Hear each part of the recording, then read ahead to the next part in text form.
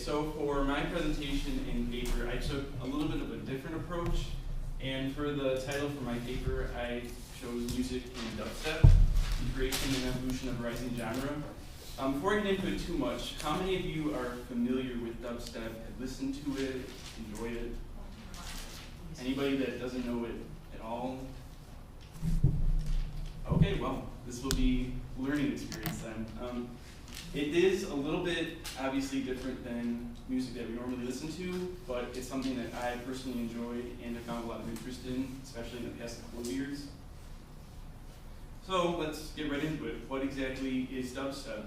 And dubstep is a relatively new genre of dance. It's only been around for a little bit over a decade, and it's based out of South London, and it explores darker, more grungy sounds and synthesized tones.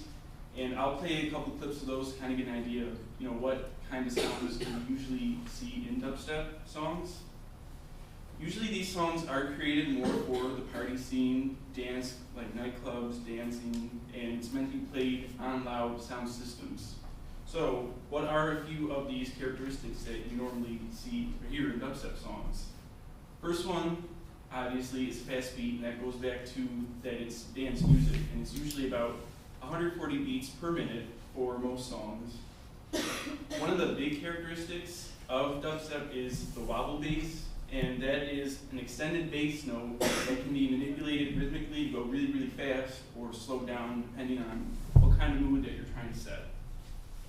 So I have a quick clip from this.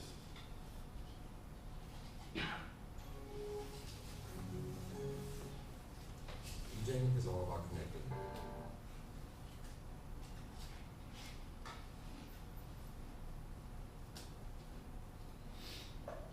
Really pay attention if you can hear that kind of like progression of really fast, really slow.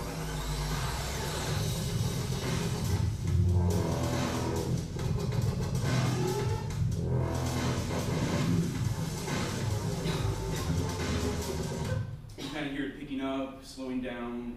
It changes frequently throughout most songs like this. The next big characteristic for dubstep music is called the bass drop, and what that is, it's literally sometimes a pause in the music, and then it's followed by a significant increase in the volume of the music. Usually the bass really picks up in volume as well.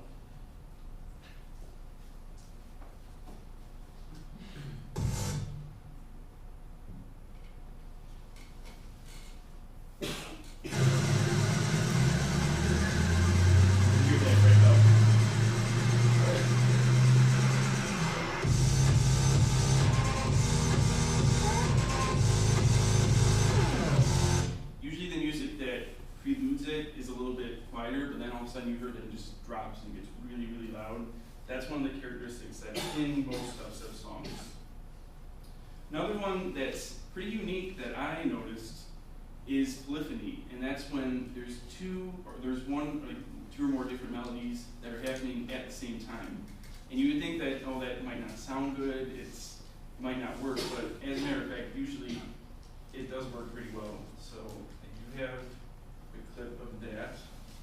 It's mostly in the beginning you'll hear violins and background music at the same time, and they're not really in sync.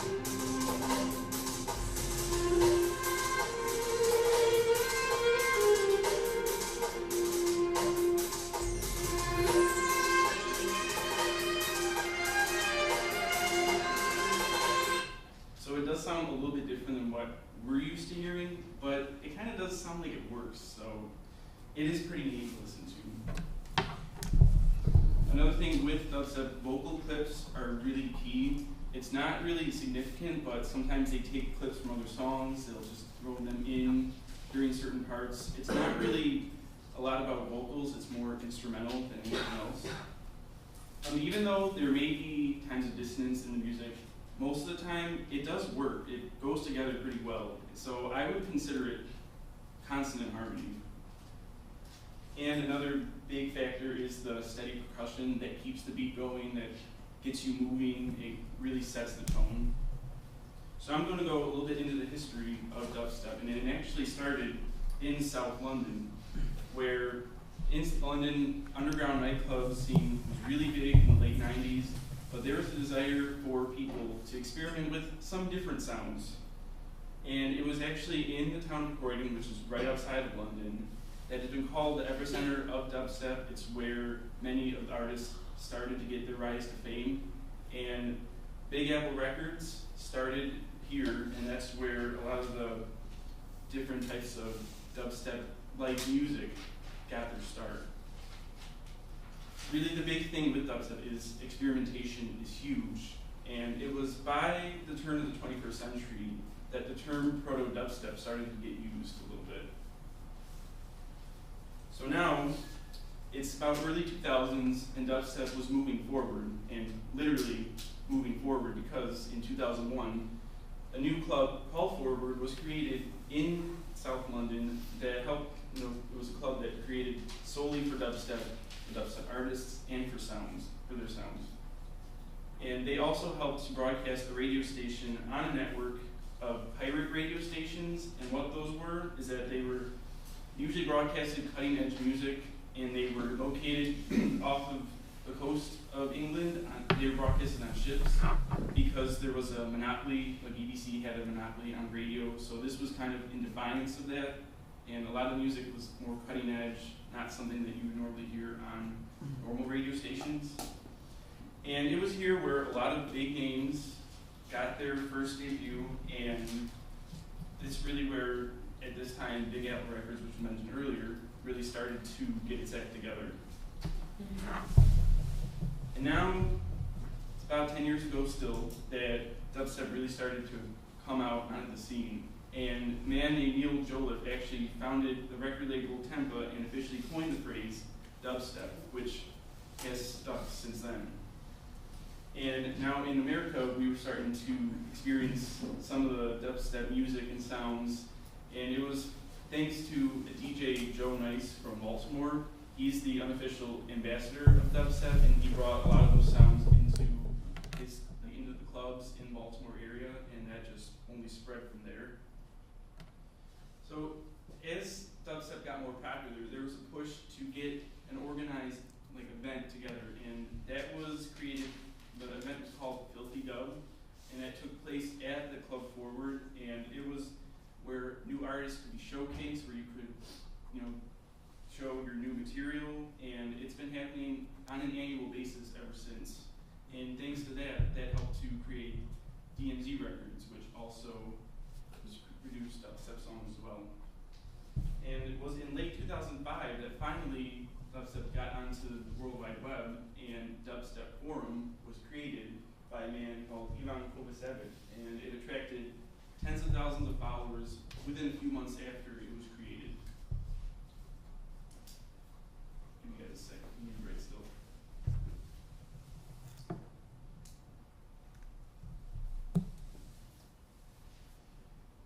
Everybody good? And now, it wasn't long before dubstep got worldwide recognition, and it was from this lady right here, DJ Mary Ann Hobbs, that she created a radio show on BBC in 2006 called Dubstep Wars, and was broadcast across England and the entire world, and it helped, grow the genre even more than it already has. And now we started to see that dubstep was getting used in TV, in film soundtracks, and this was especially the case overseas in England, where it got its start. And now even big cities like Montreal, Seattle, San Francisco, you could find dubstep clubs in any of these cities, and it was really starting to grow overseas as well. So if you guys know anything about dubstep, you've probably heard about this guy. He looks a little weird, but he makes pretty good music. And his name is Sonny James Moore, who goes by the name of Skrillex. And he started, only in 2008 is when he started his career with dubstep and dance music. He was part of a band, but left and decided he wanted to experiment with something a little bit different. So he started remixing songs from Lady Gaga, from Snoop Dogg, and that's where he got his start. And it was in 2010, only 2 years ago, that he released his first dance electronic CD, which was titled Scary Monsters and Nice Sprites. and that would propel him to 3 Grammy Awards, including Best Remix Recording, Best Dance Recording, and Best Dance Electronic Album. And I have the song on here. I'm just going to play a quick clip so you kind of understand why this is dubstep. You can pick up on it almost right away.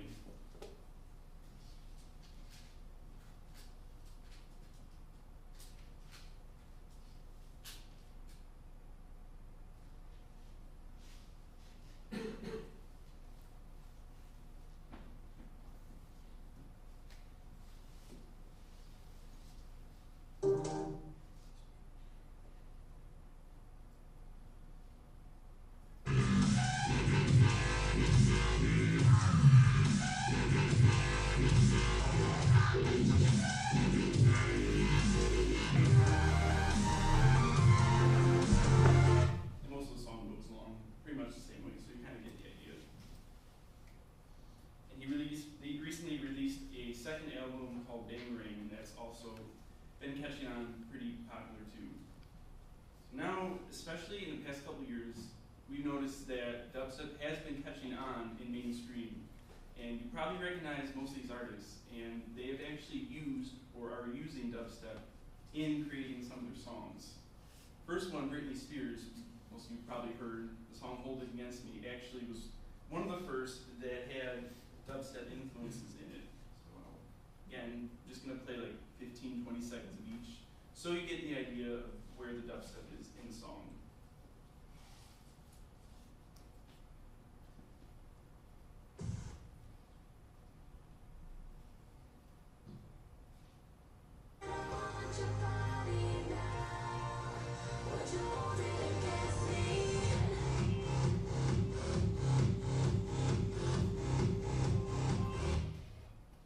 It's subtle, but it's that really dark, grudgy sound that you hear. Another one that was just released this year, Alex Clare, song Too Close. You could hear this in the chorus. It's actually a pretty big part.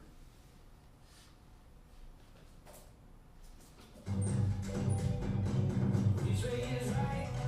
Which way is wrong? How do I say that I need to move on? You know we had this separate ways, and it feels like I am just too close to love you. And that one you can also hear the wobble. Should I start writing that for?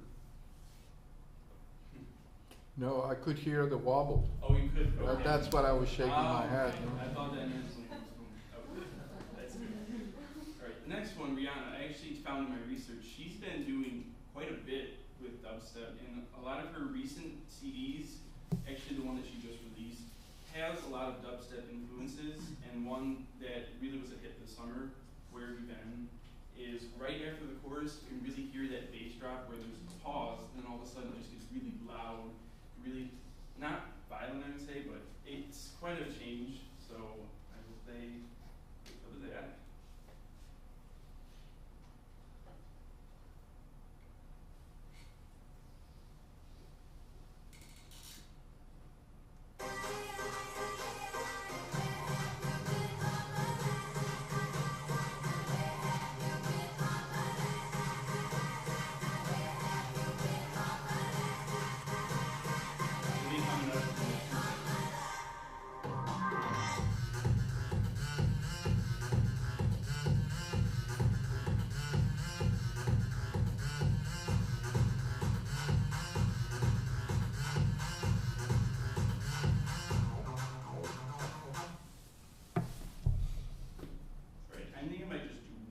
Just for the sake of time. No way. Way. Taylor Swift actually has on her last CD experimented with dubstep sounds. Now this is not authentic like dubstep, but it has dubstep influences, and it's actually a pretty good song. So if you haven't heard it yet, I will play. Please do, yes. It's definitely interesting, but I think for her it works out pretty well.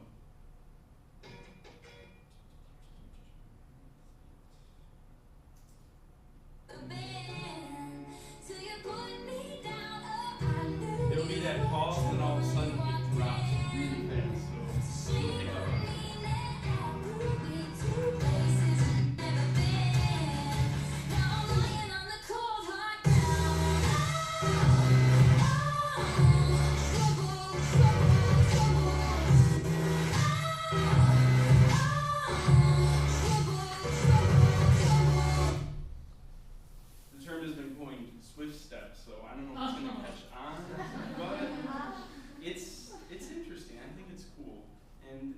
Now, she's known for her country, right? She's a country Yeah, singer, she no? has. Country and like colonial girl pop, yeah. Okay. Yeah, like her last CD was kind of more along the lines of pop, but she's, you know, like experimenting a little bit more now. So I thought that was pretty cool. And many of you probably heard the song Back in Time, Pitbull. There's also that wobble bass again near the end. And this last one was popular overseas. DJ Fresh was called Louder, and it was one of 2 songs to be #1 on the charts in UK Billboard. So that was like the first time that's ever happened. That's why I put it on here. So, in conclusion, dubstep is a rapidly evolving musical genre, and it's still only a decade old. And as you can see with a lot of the songs, it's really increasing in popularity too. So you'll probably hear more about it. And it's got to start in South London in the late 90s, and it has become a worldwide phenomenon almost instantly. And again, like I said, you'll probably hear a lot more of this on mainstream music and artists. So when you're listening to the radio next time, you know, keep that in mind. You might hear it.